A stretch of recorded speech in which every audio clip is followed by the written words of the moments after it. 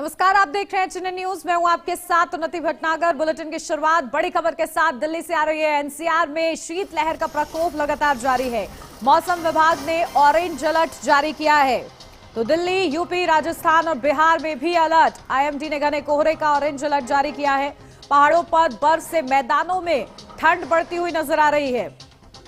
तो देखिए, दिल्ली, एनसीआर समेत पूरा उत्तर भारत ठंड की चपेट में है, जहां हाड़ कपा देने वाली ठंड और कोहरे के साथ ही शीतलहर से लोगों का बुरा हाल है। तो बुधवार को लगातार दूसरे दिन दिल्ली में भीषण सर्दी दर्ज की गई है। गुरुवार को भी सर्दी और कोहरे से राहत मिलने वाली नहीं है। तो बुधवार को दिल्ली, यूपी और पंजाब समेत 6 राज्यों के लिए घने कोहरे का ऑरेंज अलर्ट जारी किया गया था। तो गुरुवार 8 जनवरी को भी ठंड और कोहरे से राहत मिलती नहीं दिख रही है। तो मौसम विभाग ने दिल्ली समेत 5 राज्यों में बहुत घने कोहरे का ऑरेंज अलर्ट जारी किया है। तो वहीं 9 राज्यों के लिए शीतलहर का अनुमान जताया गया है। राष्ट्रीय राजधानी में शीतलहर का प्रकोप जारी है। लोग रैन बसेरे का सहारा ले रहे हैं। तो मौसम विभाग के मुताबिक आज यानी कि 8 जनवरी को उत्तर भारत के 29 शहरों में भीषण शीतलहर से लोगों की परेशानी बढ़ने वाली है। और देखिए, आईएमडी के मुताबिक उत्तर प्रदेश के 15 से अधिक जिलों में शीतलहर लोगों के लिए मुश्किलें पैदा कर सकती है। तो देखिए, तस्वीरें जो सामने आ रही हैं, जहां दिल्ली एनसीआर में ठंड का प्रकोप लगातार जारी है। आईएमडी की ओर से ऑरेंज अलर्ट भी जारी किया गया है। कल और आज का जो मौसम है, जो तापमान है, उसमें गिरावट दर्ज की गई है और इसीलिए देखिए शीतलहर को लेकर अलर्ट जारी किया गया है। ऑरेंज अलर्ट है दिल्ली, यूपी, राजस्थान, बिहार में घने कोहरे को लेकर खास तौर से। तो देखिए, कोहरा भी है और शीतलहर और बर्फीली जो हवाएं हैं वो चल रही है, जिसकी वजह से लोगों को काफी परेशानी हो रही है। लोग खुद को घरों में कैद कर रहे हैं, अनावश्यक रूप से बाहर नहीं निकल रहे हैं। तो ये ठंड लोगों को सता रही है। और देखिए, क्योंकि अभी आईएमडी की ओर से अलर्ट जारी किया गया है और कल आपको बताएं, क्योंकि मंगलवार 2026 का कोल्ड डे दर्ज किया गया था और ऐसे में बुधवार को भी मौसम कुछ इसी तरीके से रहा। और उसके बाद देखिए, लगातार शीतलहर, साथ ही साथ घने कोहरे को लेकर अलर्ट जारी किया गया है। तो ये तस्वीरें हैं जो सामने आई हैं, जहां पूरे उत्तर भारत में ठंड का सितम लगातार जारी है। अलग अलग जगहों से तस्वीरें सामने आ रही हैं। विजिबिलिटी बेहद ही कम है और घना कोहरा छाया हुआ है। और इस ठंड में सबसे ज्यादा परेशानी रोजमर्रा के काम के लिए निकलने वाले उन लोगों को हो रही है, जिनके लिए सड़कों पर वाहन दौड़ाना बहुत ज्यादा मुश्किल हो गया है। क्योंकि आप देखिए, विजिबिलिटी यहां पर लगभग 0 के बराबर है और इसी वजह से लोग परेशान हो रहे हैं। तो इस साल का ये पहला महीना और ये शीतलहर दरअसल पहाड़ों पर भी, क्योंकि देखिए बर्फबारी हो रही है, ऐसे में पहाड़ों का जो असर है बर्फबारी का, वो अब मैदानी इलाकों में भी नजर आ रहा है। क्योंकि मैदानी इलाकों में भी शीतलहर और तेज हवाएं चल रही हैं। कश्मीर से लेकर उत्तराखंड तक ये तस्वीरें सामने आ रही हैं। चलिए अपडेट लेते हैं ठंड पर। क्या कुछ अपडेट आ रही है दिल्ली से, गाजियाबाद से हमारे संवाददाता हमारे साथ जुड़ गए हैं। जसविंदर सिंह दिल्ली से, प्रवीण कुमार गाजियाबाद से हमारे साथ जुड़ गए हैं। सबसे पहले जसविंदर, आपके पास आ रही हूं। दिल्ली में आज क्या तापमान, क्योंकि देखिए सुबह के समय काफी ज्यादा शीतलहर जो है देखने को मिली है, ऐसे में क्या आज का तापमान दर्ज किया जा रहा है? हम लोगों का घरों से निकलना मुश्किल हो रखा है। इतनी थोड़ी ठंड दिल्ली के अंदर पड़ रही है। लोग लेकिन जो मजबूरी है उनको, जो अपने कार्य के लिए, रोजमर्रा के रोजगार के लिए जो निकलते हैं, उनको काफी मजबूरी में घर से बाहर निकलना पड़ रहा है। और दिल्ली के तापमान की बात करें, दिन पर दिन तापमान गिरता जा रहा है। कभी 10 कभी 9 तापमान, सुबह सुबह का तापमान ये रह रहा है। इसके बाद आपको बताएं, कल दिल्ली के अंदर धूप जरूर निकली थी, लोगों ने राहत की सांस ली थी कि आज लगता है ठंड कम हो जाएगी। लेकिन जैसे जैसे शाम बढ़ती गई, दिल्ली के अंदर शीतलहर फिर शुरू हो गई और लोगों का घरों से निकलना मुश्किल हो गया। और दिल्ली के अंदर ठंड की बात करें तो इतनी ठंड इस समय पड़ रही है, लोगों ने, जो लोग रोडों पे रहते थे, उन्होंने रैन बसेरों की तरफ रुख कर लिया है। और सरकार भी इंतजाम कर रही है, कोई व्यक्ति रोड के ऊपर ना सोए, क्योंकि ठंड से किसी की जान ना जाए, इसलिए सरकार भी पूरे इंतजाम कर रही है। जी बिल्कुल। और देखिए शीत लहर यहाँ पर चल रही है और मैं देख रही हूँ कि आपको भी काफी ज्यादा ठंड लग रही है। ठीक है, प्रवीण आपके पास आ रही हूँ क्योंकि गाजियाबाद में क्या तापमान दर्ज किया जा रहा है और शीत लहर, और क्योंकि देखिए आईएमडी की ओर से ऑरेंज अलर्ट जारी किया गया है, क्या तस्वीरें सुबह की? जी आपको बता दें, गाजियाबाद का जो तापमान है सामान्य से वो 4 डिग्री न्यूनतम दर्ज किया गया है। आज के तापमान की गाजियाबाद की अगर बात करें तो 7 डिग्री सेल्सियस, जो कि बहुत ही न्यूनतम रिकॉर्ड दर्ज किया गया है गाजियाबाद में। इसका कारण है पहाड़ी इलाकों पे बर्फबारी के चलते वहां गलन के साथ शीतलहर पूरे उत्तर भारत को चल रही है, जिसकी वजह से लोगों को काफी परेशानी हो रही है। दरअसल आपको बताते, लगातार जो उत्तर भारत के जो पहाड़ी इलाके हैं वहां रुक रुक के बर्फबारी हो रही है और वहां पर जो हवा का जो प्रेशर है वो लगातार निम्न स्तर पर जा रहा है, जिसकी वजह से शीतलहर चल रही है। और इसका उत्तर भारत के कई राज्य समेत उत्तर प्रदेश के 34 ऐसे जिले हैं जहां पर देखने को मिल रहा है लगातार शीतलहर की वजह से जहां लोगों की परेशानी बढ़ रही है, वही पशु पक्षी भी इस सर्दी और कोहरे से परेशान हो रहे हैं। गाजियाबाद की सड़कों पर विजिबिलिटी शीतलहर की वजह से सामान्य है, विजिबिलिटी काफी हद तक सुधर गई है, लेकिन मौसम विभाग ने साफ किया जाए कि आने वाले दिनों में बर्फीली हवाओं के चलने में कमी आएगी और सड़कों पर फिर एक बार घना कोहरा देखने को मिलेगा। लगातार उत्तर प्रदेश के कई ऐसे जिले हैं जहां पर तराई वाली क्षेत्र है, जहां नदी किनारे जो बसे रहते हैं, चाहे लखनऊ हो, बाराबंकी हो, कानपुर हो, बनारस हो या प्रयागराज, ऐसे अन्य जिले जहां पर नदियां बहती हैं, उनके किनारे वाले राज्य इस समय कोहरे की सबसे ज्यादा चपेट है। कई जिलों में जो विजिबिलिटी है वो 5 से 10 मीटर के लगभग देखी गई है और लोगों के वाहन चलाने में काफी परेशानी होती है। मौसम विभाग ने साफ कह दिया है कि आने वाले दिनों में मौसम फिर करवट लेगा। अभी तो लोग सुबह और रात की सर्दी से परेशान है, दिन में भी सर्दी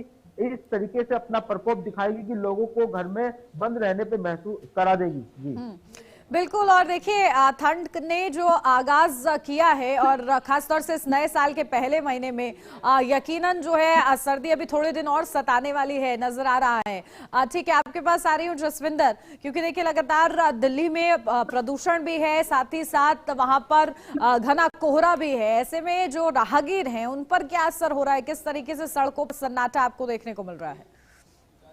जी आपको बताएं, लोगों के जो काम काज है बिल्कुल ठप से हो रखे हैं, बिल्कुल जीरो के बराबर लोगों के काम रह गए हैं, क्योंकि ठंड की वजह से कोई भी ग्राहक बाहर नहीं निकल रहे हैं।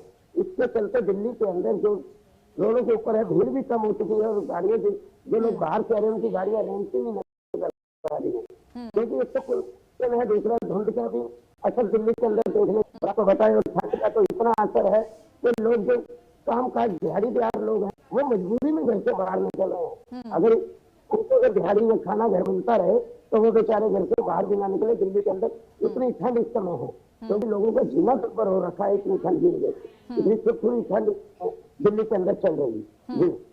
बिल्कुल। और देखिए प्रवीण जहां पर मौजूद हैं, तस्वीरों में मैं पीछे देख रही हूँ कितना घना कोहरा है, विजिबिलिटी वहां पर बेहद ही ज्यादा कम नजर आ रही है। ऐसे में प्रवीण क्या आपको नजर आ रही हैं तस्वीरें सुबह के साथ? अपना जरा आंखों देखा हाल बताइए, क्योंकि देखिए हम लोग तो स्टूडियो में हैं और साथ ही साथ हमारे जो दर्शक हैं वो भी घर बैठे देख रहे हैं, लेकिन आप लोग बाहर हैं, फील्ड पर हैं, क्या तस्वीरें हैं? जी उन्नति, आपको बता दें जिस जगह पे हम वहां खड़े हैं सुबह के समय, अभी के समय जो है जो कोहरा है वो हल्का सा छट गया, लेकिन फिलहाल जो सुबह के 5 से 6 बजे का जो समय रहता है वो बहुत ही ज्यादा घने कोहरे के बीच में से यहाँ को लोगों को जाना पड़ता है। लगातार जो है पहाड़ों पे जो बर्फबारी चल रही है उसका असर जो उत्तर पश्चिम के जो सबसे जिले हैं, उत्तर पश्चिम से पड़ने वाले जिले मुजफ्फरनगर, शामली, मेरठ, हापुड़, गाजियाबाद समेत जो दिल्ली एनसीआर है वहां पर इन शीतलहर की वजह से जो कोहरा देखने को ज्यादा मिलता है। जो ग्रामीण क्षेत्र है, चाहे वो मुरादनगर, मोदीनगर, अन्य ऐसे विधानसभा क्षेत्र है जहां पर लगातार जो सर्दी और कोहरे की मार लोग झेल रहे हैं। सुबह के समय जब लोग किसान अपने खेतों की तरफ जाते हैं तो वहां पर उन्हें ऐसी विजिबिलिटी इतनी कम दिखाई देती कि वहां से निकलना उनका बहुत ही मुश्किल हो जाता है, ऐसे में दुर्घटना भी हो जाती है। और बात करें आसपास के क्षेत्रों की भी, दिन में भी विजिबिलिटी जो है 15 से 20-30 मीटर के करीब रह जाती है, क्योंकि इसका असर जो उत्तर भारत के जो अरब सागर से उठने वाली जो सक्रिय जो हवा है वो उत्तर पश्चिम वाले राज्यों को होते हुए पहाड़ों से टकराती है, जिसके बाद जो न्यूनतम निम्न दाब में वो प्रेशर कम हो जाता है, जिसकी वजह से ये कोहरा पूरे उत्तर भारत में देखने को मिल रहा है। और आईएमडी ने साफ कर दिया है कि पश्चिम विक्षोभ में डिस्टर्बेंस होगा और मौसम में एक बार फिर करवट लेते हुए एनसीआर में घने कोहरे की चेतावनी भी दी गई है और शीतलहर के चलते आने वाले कुछ दिनों तक शीत दिवस होने वाला है, यानी कि 10 डिग्री से भी कम तापमान हो जाएगा और जिस वजह से लोगों की परेशानी बढ़ने वाली है। जी बिल्कुल, देखिए लोगों की परेशानी बढ़ा रही है ये सर्दी जसविंदर, लेकिन क्योंकि देखिए हादसे भी बहुत ज्यादा होते हैं जब इतनी ज्यादा लो विजिबिलिटी है। इसको लेकर हम लोगों ने देखा था कि एक नियम लागू किया गया था कि रफ्तार जो है इससे ऊपर एक स्पीड लिमिट सेट की गई थी। क्या अभी भी वो है लिमिट, और किस तरीके से राहगीर जो है उसका पालन कर रहे हैं? जी आपको बताएं, चाहे स्पीड लिमिट चाहे की जाए चाहे ना की जाए, लेकिन राहगीर अपनी जिंदगी बचाने के लिए हमेशा गाड़ी स्लो चलाता है। धुंध को देखते हुए अगर वह गाड़ी तेज चलाएगा तो खुद किसी हादसे का शिकार हो सकता है। इसलिए हाईवे के ऊपर जहाँ जहाँ धुंध है गाड़ी स्लो चलती है, और गाड़ी आपको बताएं प्लस गाड़ी के पीछे एक गाड़ी चलती है, उसकी लाइटों को देखते हुए गाड़ी चलाई जाती है ताकि कोई हादसा ना हो, क्योंकि धुंध में कोई भी गाड़ी नजर नहीं आती। सिर्फ एक लाइट जो एक दिए के माफिक नजर आती है इस गाड़ी की, उस लाइटिंग के पीछे पीछे गाड़ियां चलती हैं। और आपको बता दें कि कोई भी व्यक्ति गाड़ी तेज नहीं चलाता, कोई ऐसा बेवकूफ व्यक्ति ही होगा जो गाड़ी तेज चलाकर किसी हादसे को दावत देगा। बिल्कुल, और इसके लिए क्या गश्त हो रही है प्रवीण? क्योंकि देखिए पुलिस भी समय समय पर और रात के समय खासतौर से गश्त पर रहती है, क्या उसकी तस्वीरें सामने आ रही हैं?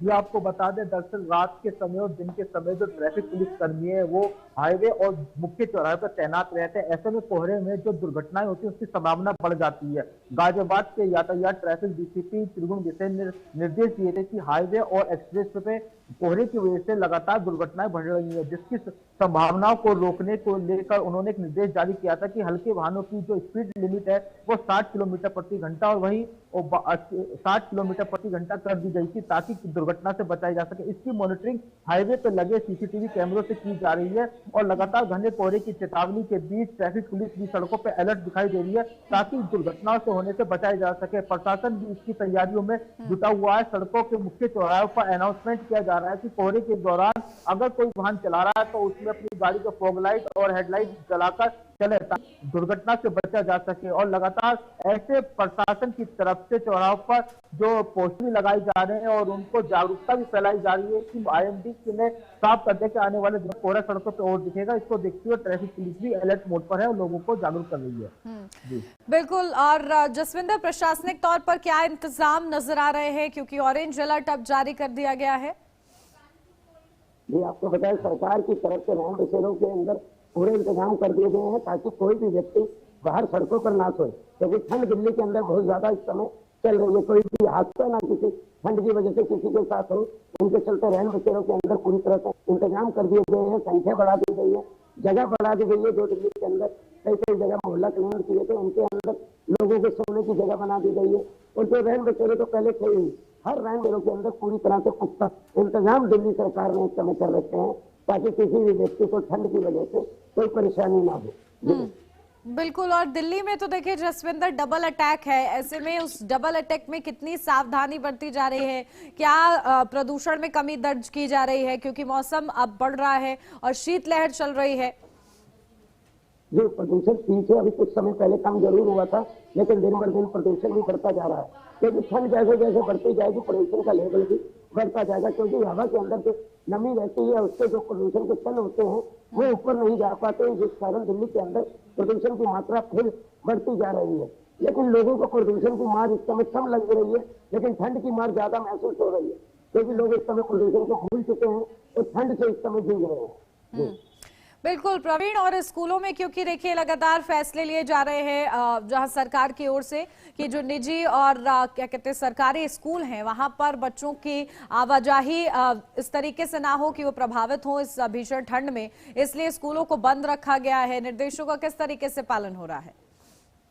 जी उन्नति, आपको बताएं दरअसल सर्दी के मौसम में जब शीतलहर चलती है तो सबसे ज्यादा बुजुर्ग और बच्चे इसकी चपेट में आते हैं। इसका ख्याल रखते हुए जो है उत्तर प्रदेश के मुख्यमंत्री ने निर्देश किए थे कि पहले 30 जनवरी तक शीतलहर को देखते अपवाद घोषित किया था। उसके बाद जब शीतलहर ज्यादा बढ़ी और 4 जनवरी के बाद अब 10 जनवरी तक गाजियाबाद समेत कई उत्तर प्रदेश के जिलों में अवकाश घोषित कर दिया, जिसमें सभी तरीके के निजी और सरकारी स्कूल शामिल है।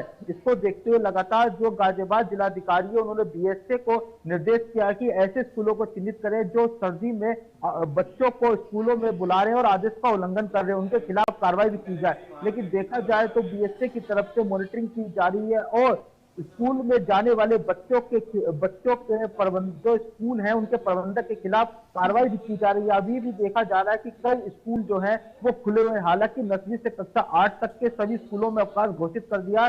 फिलहाल 12वीं तक के जो बच्चे 9वीं से 12वीं तक के जो विद्यार्थी हैं वो स्कूलों को पहुंच रहे हैं, लेकिन कुछ स्कूलों की मनमानी भी गाजियाबाद में देखने को मिल रही है। और मौसम विभाग ने जो आने वाले दिनों में अभी 14 तारीख तक का जो है शीतलहर और सर्दी को लेकर उत्तर प्रदेश के कई जिलों में ऑरेंज और येलो अलर्ट जारी कर रखा है, जिसके चलते कई जिलों में इस समय जो है शीतलहर और सर्दी और कोहरा ये ट्रिपल अटैक देखने को मिल रहा है। क्योंकि अगर ऑरेंज अलर्ट जब जारी किया जाता है, जब सामान्य तापमान 10 से 12 डिग्री होता है, तो उस दौरान सुबह और शाम को सबसे ज्यादा ठंड पड़ती है और दिन के समय हल्की धूप निकलती है। वहीं येलो अलर्ट में दिन में धूप निकलती है, लेकिन सामान्य तापमान से गिरावट थोड़ी ऊपर हो जाती है, अधिकतम तापमान में बढ़ोतरी हो जाती है। लेकिन अब मौसम विभाग ने इसका इशारा कर पूर्व अनुमान लगाते हुए ये बात कही है कि अगले 72 घंटों में एक बार फिर मौसम करवट लेगा, घना कोहरा बेशक बिल्कुल। और देखिए इस ऑरेंज अलर्ट को ध्यान में रखते हुए लोगों को भी सावधानी बरतने की जरूरत है, अपना बेहद ख्याल रखें। बहुत शुक्रिया आप दोनों का तमाम अपडेट के लिए। यार रुक छोटे से ब्रेक के लिए, जल्द हाजिर होते हैं।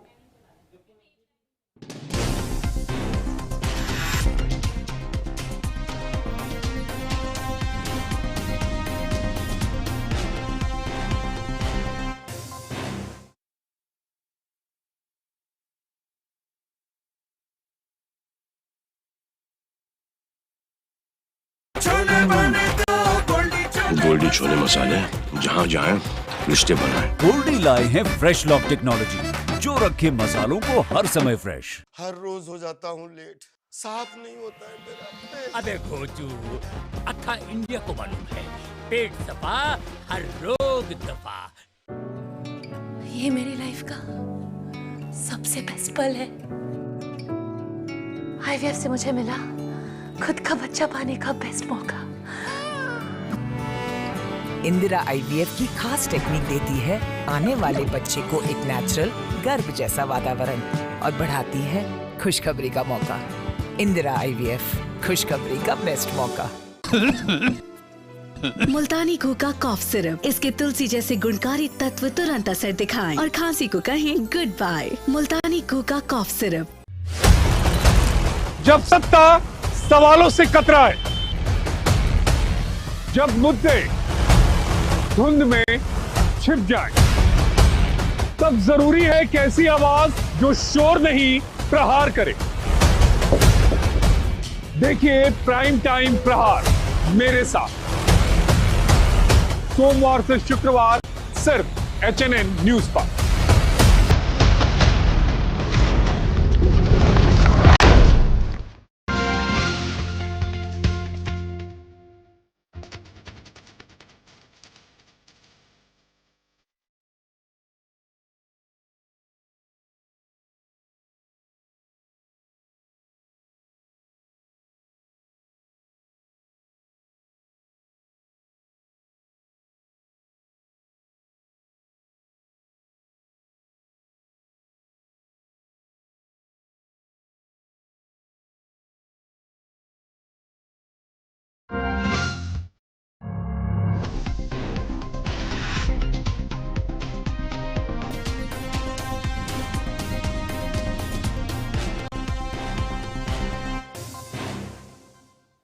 ब्रेक के बाद स्वागत है आपका। बढ़ते हैं आगे, रुक करेंगे बड़ी खबर का। पश्चिम बंगाल के 2 दिवसीय दौरे पर केंद्रीय मंत्री जेपी नड्डा।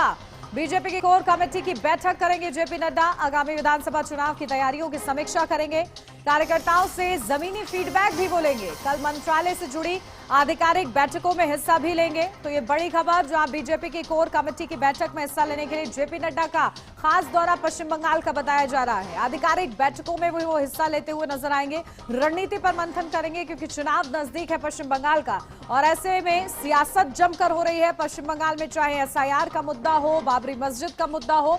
और ऐसे में जमीनी हकीकत क्या है, मतदाता के मन में क्या है, इसको भांपते हुए बीजेपी अपनी रणनीति देखिए हमेशा बनाती है। और इसके लिए जेपी नड्डा पहुंच रहे हैं पश्चिम बंगाल के दौरे पर, और इस दौरान वो चर्चा करेंगे। आधिकारिक बैठक उनकी ओर से की जाएगी। कोर कमेटी की इस बैठक में की अध्यक्षता करते हुए जेपी नड्डा नजर आएंगे और आगामी विधानसभा चुनाव की तैयारियों की समीक्षा करेंगे। तो कार्यकर्ताओं से जमीनी फीडबैक भी लेंगे जेपी नड्डा। तो ये बड़ी खबर आपको बता रहे हैं, पश्चिम बंगाल के 2 दिवसीय दौरे पर जेपी नड्डा हैं और इस 2 दिन में वो किस तरीके से बैठकें लेते हैं, कार्यकर्ताओं को किस तरीके से प्रोत्साहित करते हैं, ये देखना होगा। तो देखिए, चुनाव की तैयारियों की समीक्षा करेंगे जेपी नड्डा। रुक करेंगे अगली बड़ी खबर का। 1 फरवरी को संसद में पेश होगा केंद्रीय बजट 2026-27। वित्त मंत्री निर्मला सीतारमण पेश करेंगी आम बजट। पहला चरण 28 जनवरी से 13 फरवरी तक चलेगा। बजट सत्र को लेकर संसद की तैयारियां शुरू हुई हैं। तो देखिए, बड़ी खबर आपको बता रहे हैं, वित्त मंत्री निर्मला सीतारमण 1 फरवरी यानी कि रविवार को साल 2026-27 का केंद्रीय बजट पेश करेंगी। यह पहली बार होगा जब बजट रविवार को पेश किया जाएगा। तो रक्षा मंत्री राजनाथ सिंह की अध्यक्षता वाली cabinet committee on parliamentary affairs ने संसद के बजट सत्र की तारीखों को मंजूरी दे दी है। तो राष्ट्रपति 28 जनवरी को संसद के संयुक्त सत्र को संबोधित करेंगी। इससे बजट सत्र की शुरुआत होगी। आर्थिक सर्वेक्षण 29 जनवरी को संसद में पेश किया जाएगा। बजट सत्र का पहला चरण 28 जनवरी से 13 फरवरी तक चलेगा, जबकि दूसरा चरण 9 मार्च से 2 अप्रैल तक चलेगा। तो देखिए, वित्त मंत्री निर्मला सीतारमण लगातार 9वीं बार बजट पेश करेंगी, जो स्वतंत्रता के बाद 88वां बजट होगा। तो देखिए, बजट का इंतजार बेसब्री से नए साल के साथ किया जाएगा। और वित्त मंत्री निर्मला सीतारमण बजट पेश करेंगी। कौन से सेक्टर में कितनी राहत मिलती है, बजट में क्या कुछ खास होता है, व्यापारियों के लिए क्या कुछ खास होता है, किसानों के लिए क्या कुछ खास, आधी आबादी के लिए क्या खास, ये तमाम चीजें मायने रखती हैं बजट में। और देखिए, अब 1 फरवरी को संसद में बजट पेश किया जाएगा। 9वीं बार निर्मला सीतारमण बजट पेश करेंगी और ये देश का आजादी के बाद का 88वां बजट होगा। तो 28 जनवरी से 13 फरवरी तक पहला चरण है। भारत और इजरायल के प्रधानमंत्रियों की जल्द हो सकती है मुलाकात। ये बड़ी अपडेट, जहां पीएम मोदी और इजरायल के पीएम नेतन्याहू के बीच फोन पर बात हुई है। तो दोनों नेताओं ने द्विपक्षीय मुद्दों पर चर्चा की है। इजरायल के पीएम की भारत यात्रा की तैयारी के संकेत है।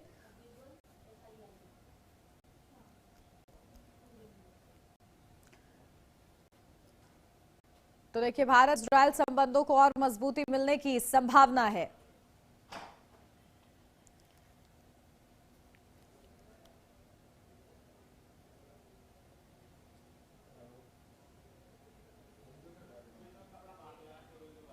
और इसी के साथ इस बुलेटिन में बस इतना ही। खबरों का सिलसिला आगे भी जारी रहेगा। आप बने रहिए एचएनएन न्यूज के साथ।